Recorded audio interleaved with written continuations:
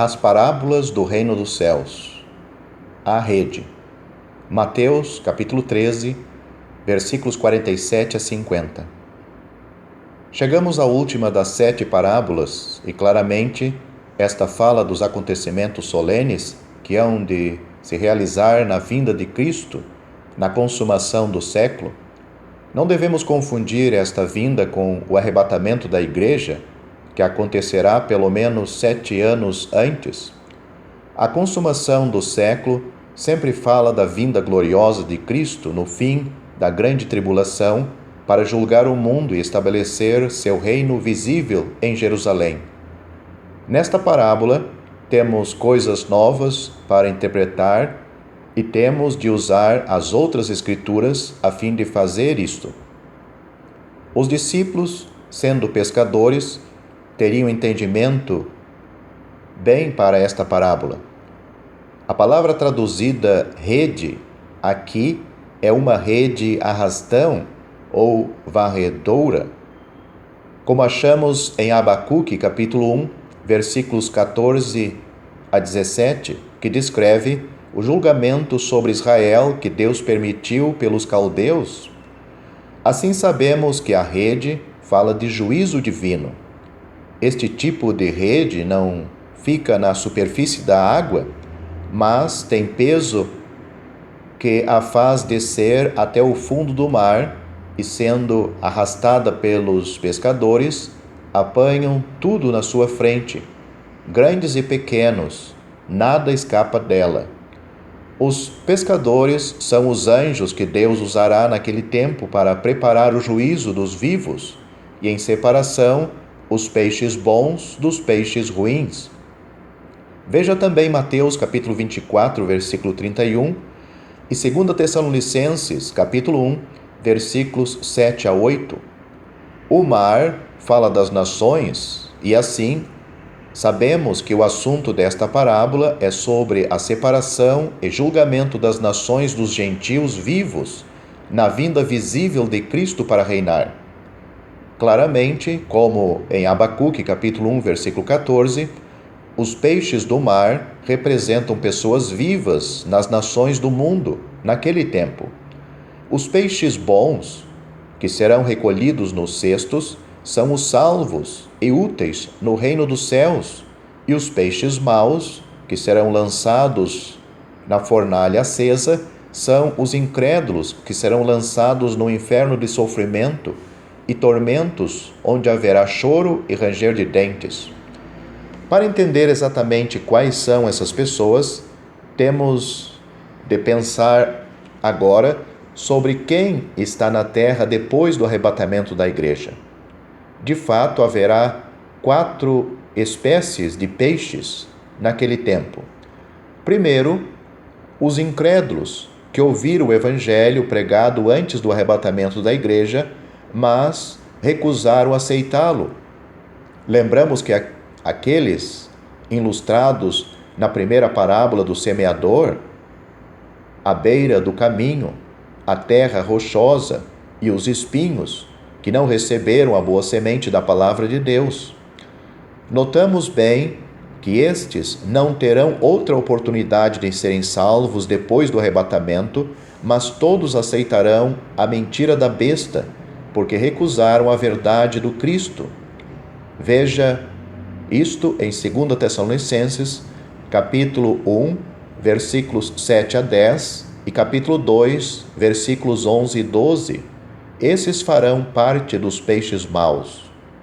Segundo, também os peixes maus incluem o joio da segunda parábola, que representa os que pareciam ser trigo e que se chamavam de crentes, evangélicos, etc., e frequentaram as suas igrejas, mas não eram salvos. Alguns deles até faziam sinais e milagres em nome de Jesus, Mateus capítulo 7, versículos 21 e 22, mas nunca foram nascidos de novo e não subiram com a verdadeira igreja no arrebatamento. Também não terão outra oportunidade, mas serão julgados e morrerão, e ficarão no inferno esperando a segunda ressurreição e o juízo final do trono branco, e depois o lago de fogo para sempre. Apocalipse capítulo 20, versículos 11 a 15. Terceiro, devemos lembrar também que haverá muitos que nunca tiveram a oportunidade de ouvir e crer no Evangelho pregado antes do arrebatamento. É estimado que hoje talvez 25% da população do mundo nunca tenha ouvido o verdadeiro Evangelho. Se isto parece incrível, é só lembrar-se dos países islâmicos, budistas, etc., onde se serve a outros deuses e onde o nome de Cristo é odiado. Esses terão oportunidade de ouvir o Evangelho do Reino, pregado depois do arrebatamento durante a tribulação pelos 144 mil judeus convertidos, Apocalipse capítulo 7, versículos 1 a 8, e pelas 2 testemunhas fiéis que morrerão pela sua fé, Apocalipse capítulo 11. Os que se arrependerem e crerem serão salvos, e, como peixes bons, ajudarão os judeus na sua perseguição da besta, sofrendo com eles até a morte, mas não serão parte da igreja, mas um povo de Deus que habitará com os judeus na terra. Apocalipse capítulo 7, versículos 9 a 17. Quarto, também haverá o resto dos gentios que nunca ouviram antes do arrebatamento, mas recusaram o evangelho do reino e escolheram a besta e a sua marca. Esses estarão também entre os peixes maus, que serão julgados e lançados na fornalha acesa. Estes são os cabritos, de Mateus capítulo 25, versículo 33, e versículos 41 a 46. Esta parte da parábola tem aplicação solene, especialmente para muitos ouvintes do Evangelho hoje, que são indiferentes e negligentes.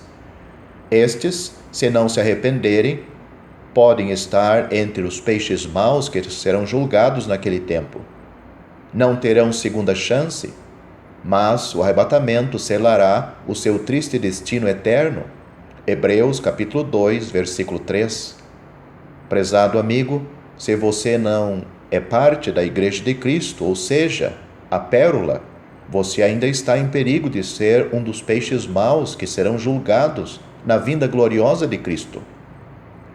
Vemos nesta parábola, como nas 2 anteriores, uma grande vitória do reino dos céus contra Satanás, na salvação de mais um grande povo que servirá o Senhor na terra para sempre.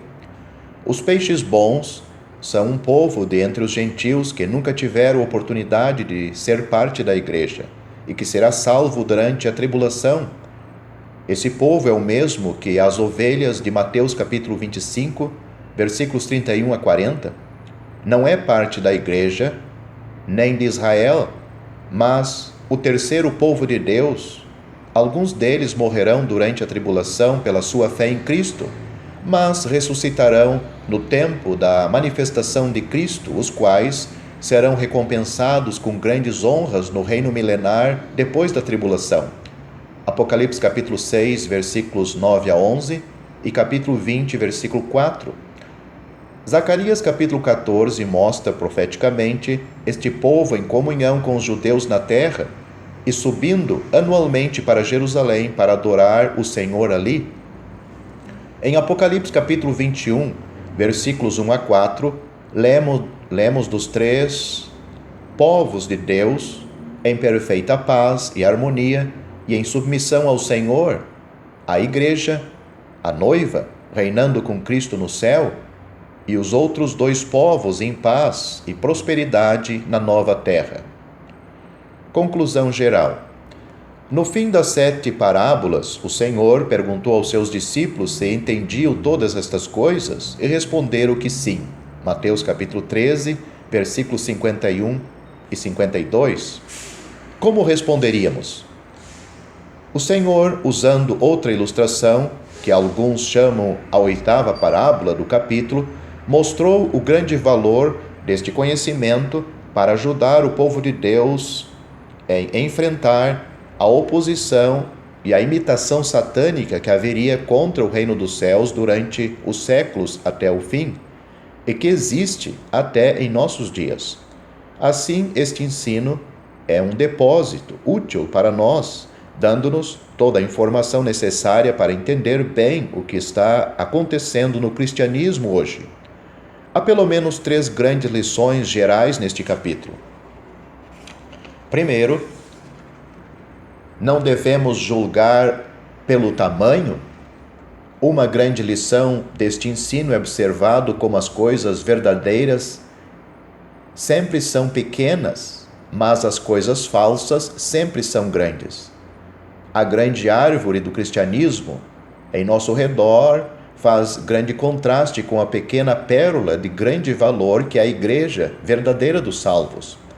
Claramente não é pelo tamanho que Deus julga o valor das coisas.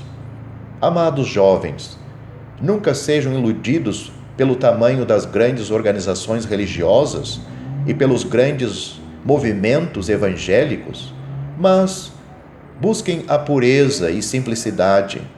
2 Coríntios capítulo 11, versículos 1 a 4, com o pequeno rebanho de Cristo e sejam guiados somente pela sua palavra. Que a nossa meditação nos ajude a ter mais discernimento para ficarmos separados totalmente do grande sistema cristão em nosso redor. Segundo, não devemos parar por causa de poucos resultados. Em nossos dias, os resultados da pregação do Evangelho puro geralmente são poucos em comparação com 30 anos atrás e em comparação com os resultados declarados pelos grandes grupos evangelísticos. Há a possibilidade de desanimar e pensar em parar por causa disso ou em mudar nossa mensagem. É muito encorajador saber da primeira parábola que o próprio Senhor Jesus e seus apóstolos enfrentaram, muitos rejeição, e que somente uma pequena parte da semente produziu fruto. Não havia problema com a semente, nem com o semeador, mas com a terra. Assim é hoje. Nunca seremos julgados pela rejeição dos nossos ouvintes, e por isto nunca devemos parar de semear a boa semente, devemos continuar firmes, como fizemos e como fizeram outros semeadores da palavra de Deus até o arrebatamento da igreja. Lembremos sempre de Noé, que também viu poucos resultados pelo seu grande trabalho na arca, mas que foi considerado um dos grandes heróis da fé. Terceiro, devemos sentir profunda gratidão pela nossa grande salvação. Hoje vemos muitos sinais que a consumação dos séculos está se aproximando rapidamente. Por exemplo, os desastres naturais, as pragas, a cena política, os rumores de guerra mundial se formando rapidamente contra Israel, como o arrebatamento da igreja vai acontecer 7 anos antes, ou mais um pouco antes da consumação, sabemos que a vinda do Senhor para a sua igreja está muito próxima. O fato que a pérola, a igreja, não passará pela grande tribulação, deve nos encher de gratidão e adoração ao Senhor pela grande salvação da ira vindoura que temos em Cristo. 1 Tessalonicenses capítulo 1, versículo 10, e pela sua promessa de nos tirar deste mundo antes que comece esses juízos. Apocalipse capítulo 3, versículos 10 a 11.